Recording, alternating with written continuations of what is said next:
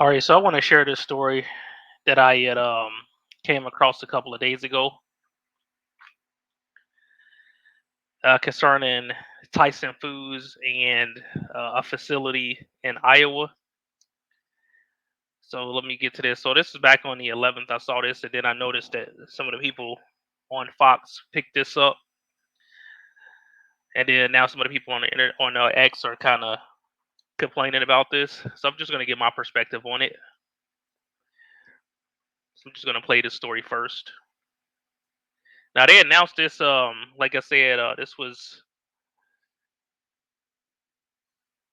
back on the 11th, and Local 5 ABC in Iowa had did this story. City, and this news has come as a shock for. Well, over 1,000 Tyson Foods employees will lose their jobs in June. The company announced they are shutting down their plant in Perry. And that is where we find our Dana Searles live. Dana, what have you learned? Well, Stephanie, this is the largest company in this city, and this news has come as a shock for many.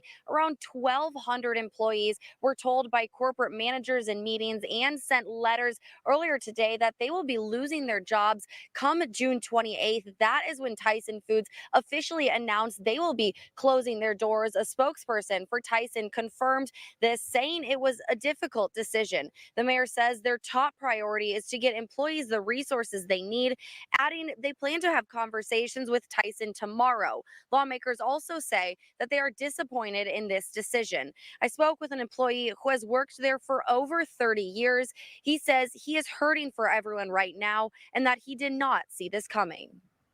It's not an easy job. Most of these people, they work hard out there, and a lot of people just come from different countries not too long ago, and I don't know what's going to happen to them. Local 5 obtained a letter that was sent to employees that says the plant plans to close permanently, and this is their required 60-day notice. Tonight at 10, I'll bring you more reaction from the employees as well as what the city says their next steps are. But for now, live in Perry, Dana Searles, Local 5 News. All right, so I'm just gonna play that over again, just so people can hear. Well, Stephanie, this is the largest company in this city. So it's the largest company in the city, and they're gonna be laying off thousands. So it's like, how did this happen? Tyson has no allegiance to the American citizens, because we're going to get into what Tyson plans on doing and who they plan on hiring. So this is from Fox, from I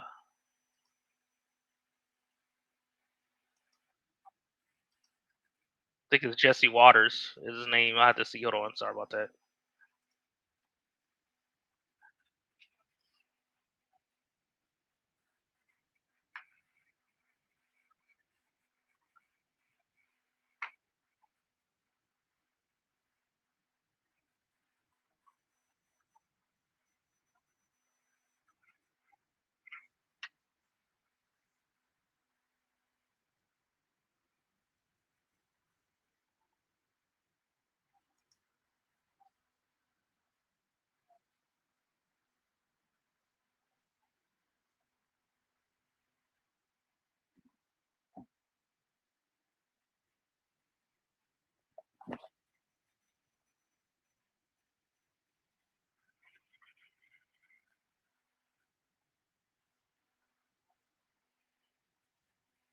And fair use, by the way.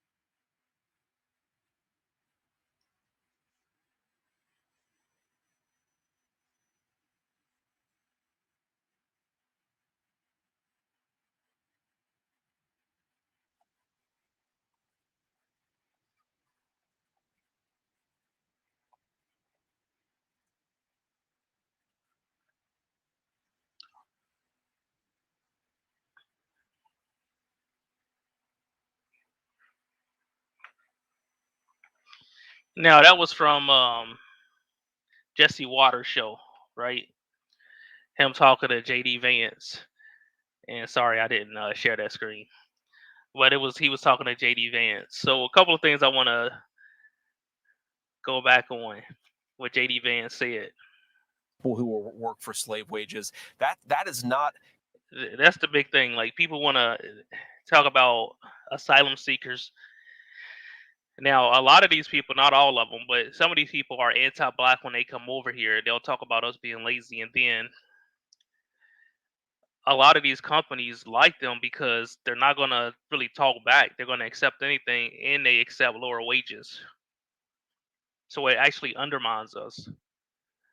Even if they come over here with good intentions, it's not our responsibility as America to take care of anybody from a foreign country. It's that person's responsibility to stay in their country and fix it up.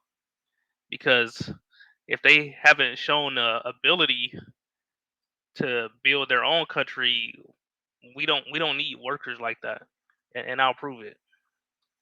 Capitalism or a market economy, Jesse. That is the Biden administration has made it easier to basically pretend that economic migrants are asylum seekers.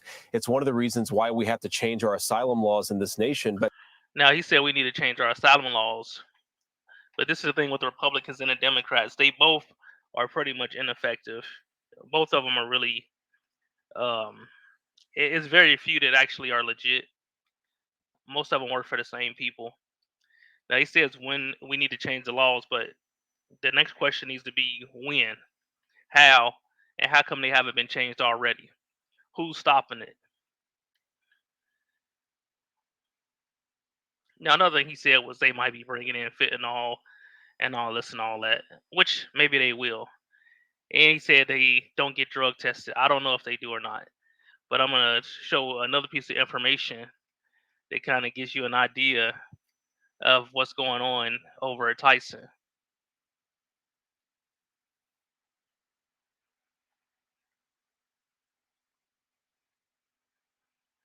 Because what I saw at Tyson is, well, let me find it real quick, and then I want to go through something else real quick too here. So I want to share this. Now, this is the government in Iowa, like the representatives. Who represents you? Governor Kim Reynolds. When you click on Governor Kim Reynolds' profile,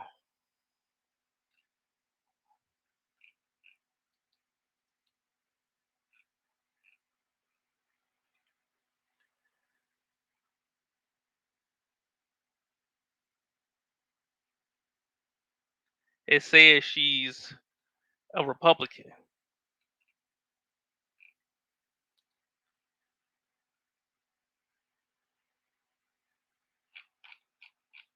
So we're gonna go to somebody else.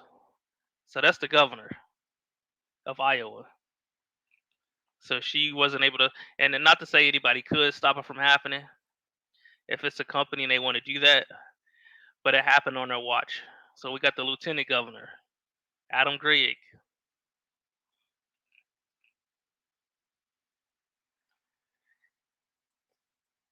He's a Republican. Like, these are the top two that I just came across that are, elected officials.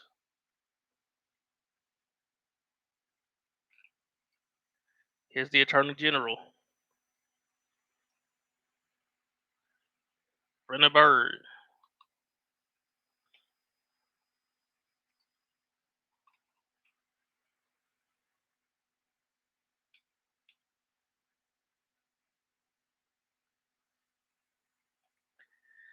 She's a Republican. The first Republican to hold office since 1979. So this happened under the Republican watch. So my thing is, he was complaining about the Democrats and what are they doing, what they're doing. But obviously the Democrats, if he truly is in opposition of it, obviously the Democrats have a better strategy and are more effective on getting their agenda pushed. And maybe JD Vance and the rest of these Republicans aren't capable of beating the Democrats. at the political game, and they're felony American citizens at the same time. I'm gonna go to Tyson's website real quick. Tyson Food. Well, actually, I'm just gonna Google who was the CEO of Tyson Foods.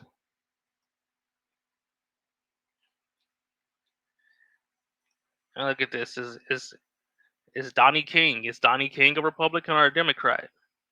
Does it matter to you? But this is what I found interesting. So it says Donnie King is president and CEO of Tyson Foods, whose more than 139,000 team members at over 150 facilities around the world continue to build a portfolio of the world's fastest growing protein brands, including Tyson, Jimmy Dean, Hillshire Farm, Sara Lee Ballpark, Wright, Aidells, and State Fair. Now, he was elected to the board back in February 2022. Now, look at this. It says Tyson Food launched its leading COVID-19 vaccine requirement for all U.S. team members. Now, are they going to do that for these illegals? So probably not. What it is, what it is. Probably not. Now, the other thing I wanted to kind of touch on is because they're saying nobody should be called illegal, and they're talking about asylum seekers. If you don't want to call somebody illegal, that's fine, but just call them what they are. See, in this country, we're not really taught to be um, accountable and take responsibility or even be honest. Folks like JD Vance and Jesse Waters, these guys, they can see you can only be so smart to the amount of truth you can take. Once you can't accept that truth, then you hit a ceiling. So they can only go so far because they're scared to a certain extent of reality. And I say to say this that folks like this complain about CRT, critical race theory, whatever they want to say that is. But if you're afraid to say that this country was founded on slavery and it was built by immigrants instead, that's a lie. No immigrant. The same argument they're saying is the argument Black Americans are saying. So that now they're saying, "Oh, we don't need these illegals. They need to build up their country." The same thing with the Black people here. Why would you need immigrants when you got free labor, skilled free labor that's actually innovating things? You can go through all the inventions Black people made and the inventors. What I say to say this: instead of calling them illegal immigrants, just call them what they factually are. They're lawbreakers. Just call them lawbreakers. That's not a derogatory term, but it is an actual fact of what they're doing. When you come into the country illegal and you don't go through the right steps, you're breaking the law. If I run a red light, I'm breaking the law. It's a fact. If that's what's on the books. We also need to check out if the Constitution is being held up, and when we talk about somebody being born here, they're automatically American citizen. That needs to be revisited also, if that's actually true. And we saw some of the statements where people were saying that we need so many illegals to come here and do the work. Well, just do what you do with everything else. Just ship the responsibility to China. But we got plenty of Americans that are willing to work, black, white, and whatever.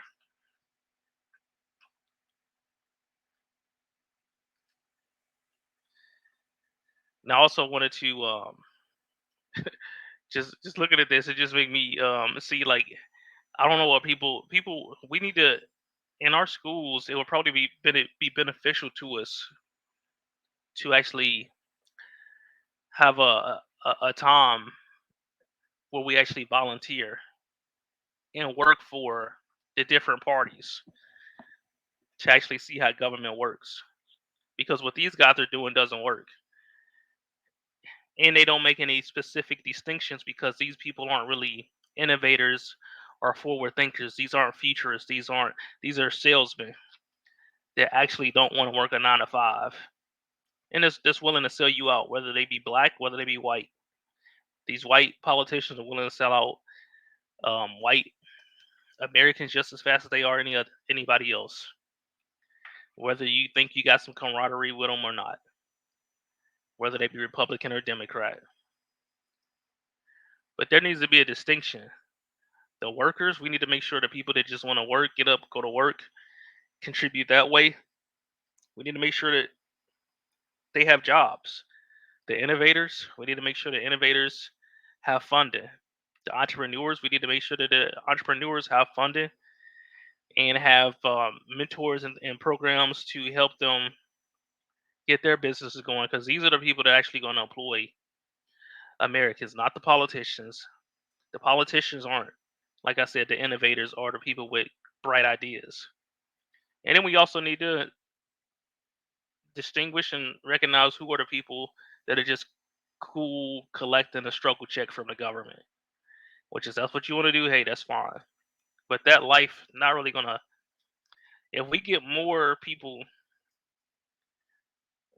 that are actually working, entrepreneurs, people that have ideas, because a lot of people out here that have ideas, but they just really don't know where to start. They might not have the guidance, the mentorship, the funds, and the government. Many people in the government are actually, the money that can be used, they're actually spending it on sweetheart deals with their friends and backdoor deals and stuff like that, and lining up their pockets. When they could see, this is the fool, the dilemma of the fool. And they could still make just as much money, but since they have that jealousy and hate and greed, they'll get their own cut when they could get even more if they help other people. And this is what makes them f ups, because no matter what they do, they still just get the stuff wrong.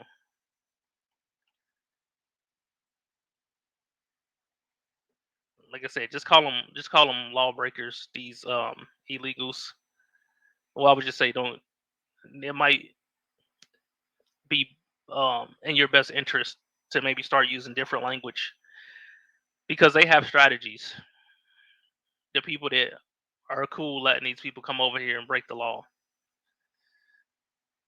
But I would suggest, all these people that are that have a bigger platform than me.